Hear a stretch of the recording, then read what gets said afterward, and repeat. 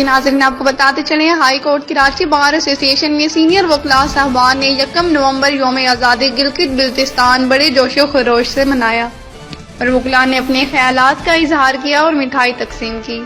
Senior scholar doctor advocate مقصود عالم نے اپنے خطاب میں کہا کہ گلگت بلتستان کے لوگ 1948 میں ڈوگرا راج کو بھگا کر پاکستان کے ساتھ شامل ہو گئے۔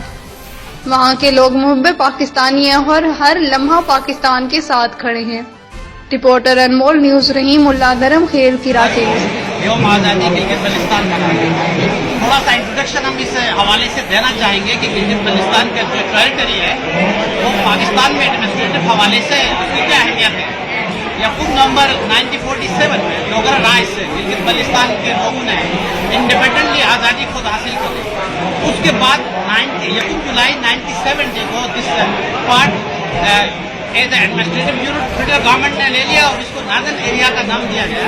پھر اسی کو پانا کا نام دیا گیا، فیڈرل ایڈمنسٹریٹو ناردرن ایریا، کیونکہ آرٹیکل 1 سب آرٹیکل 3 میں بتایا گیا کہ وہ تمام ریاستیں جو فیڈرل کے انڈر میں بھی ہو وہ بھی پاکستانی ٹیریٹری کا تصور ہوگی، تو ہم فیڈرل ایڈمنسٹریٹو کے انڈر میں ہیں۔ پھر گلگت بلتستان کے لوگوں کو یا گلگت بلتستان کو جو ایڈمنسٹریشن حوالے سے جو بڑے امپاورمنٹ کے کچھ آرڈرز پاس ہوئے، اس میں سے پہلا تھا گورنمنٹ آف ناردرن ایریا 2017 مشرق government was over the country. یہ پہلا امپاورمنٹ کا ایک آرڈر ہمیں گلگت بلتستان کے لوگوں کو دیا گیا تھا۔ پھر 2009 میں پی پی گورنمنٹ رول اوور کر رہی تھی کنٹری میں، پھر اس میں self empowerment and self governance order 2090 سے امپاورمنٹ کے حوالے سے کچھ ہمیں اختیارات دیے گئے۔ جو سب سے بڑا اختیار 2018 میں دیا گیا وہ تھا government of Gilgit Baltistan order 2018۔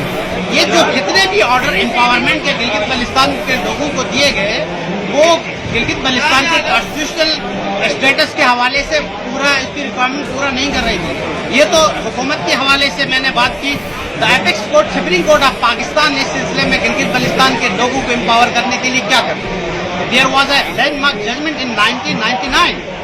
In this landmark judgment, the Supreme Court held that the people of Gilgit Baltistan considered as the Pakistani citizen and they have all the fundamental rights. یہ پہلا ٹائم تھا 1999 میں کہ پاکستان کی جوڈیشری نے یہ accept کر لیا کہ گلگت بلتستان کے لوگ بھی پاکستانی سٹیزن ہیں اور ان کو فنڈامنٹل رائٹس حاصل ہیں۔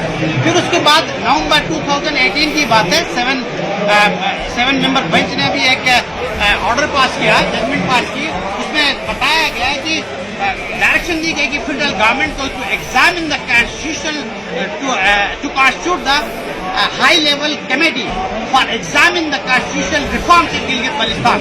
یعنی ابھی تک جو گلگت بلتستان کو یہ جوڈیشری کے حوالے سے اور گورنمنٹ کے حوالے سے جو امپاورمنٹ دی گئی، ٹل ناؤ گلگت بلتستان کے لوگوں کو ان کے آئینی حقوق اب تک نہیں ملے ہیں جو سپریم کورٹ آف پاکستان نے کہا تھا سٹیزن آف پاکستان ہے۔ If the people of Gilgit Baltistan are considered to be the citizen of Pakistan, then the Constitution 1973, all the articles, the people of Gilgit Baltistan can also deserve for these rights.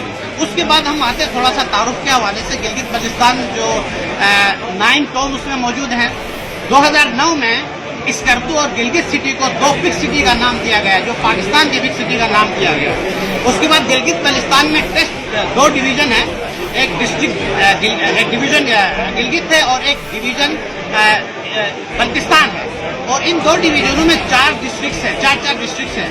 پھر ایک ڈیمر ہے، اس میں 2 district ہیں۔ Total Gilgit Baltistan میں اس وقت 10 district exist کرتی ہیں۔ ان 10 district کے لوگوں کو پاکستان کے کانسٹیٹیوشن کے حوالے سے کوئی رائٹس نہیں ہے۔ وہاں پر کوئی میڈیکل کالج نہیں ہے، کوئی انجینئرنگ کالج نہیں ہے، ہیلتھ کے حوالے سے، ایجوکیشن کے حوالے سے وہ رائٹ جو پاکستان کے دوسرے سٹیزن انجوائے کر رہے ہیں under the citizen ship act 1951 as a citizen کے طور پہ انجوائے کر رہے ہیں، گلگت بلتستان کے لوگ آج بھی اس سے محروم رکھے گئے ہیں۔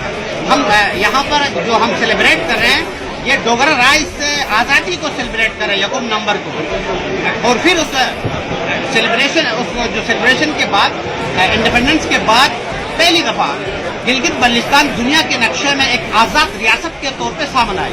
اس کا پہلا جو پریزیڈنٹ تھا راجہ شاہ رئیس خان تھا، اور اس کا پہلا کمانڈنگ ان چیف مرزا حسین تھے جو گلگت اسکواڈ کو لیڈ کرتے تھے، حسن پورے گلگت اسکواڈ کو لیڈ کرتے۔ پھر بعد میں गिलगित बल्तिस्तान के लोगों ने मुतफिका तौर पर पाकिस्तान से मोहब्बत का इजहार किया, यूनिवर्सली ये फैसला कर लिया कि the people of Gilgit Baltistan want to join the Pakistan एक इस्लामी लिहाज से। और जो 3 जून 1947 में जो डिसीजन हुआ था, ब्रिटिश गवर्नमेंट ने कहा था कि कुछ तो ब्रिटिश इंडिया की कॉलोनीज थी, कुछ तो फ्रेंचली स्टेट्स थी, तकरीबन 500 से करीब, उसमें से कुछ एरिया फ्रेंचली स्टेट गिलगित बल्तिस्तान में थी।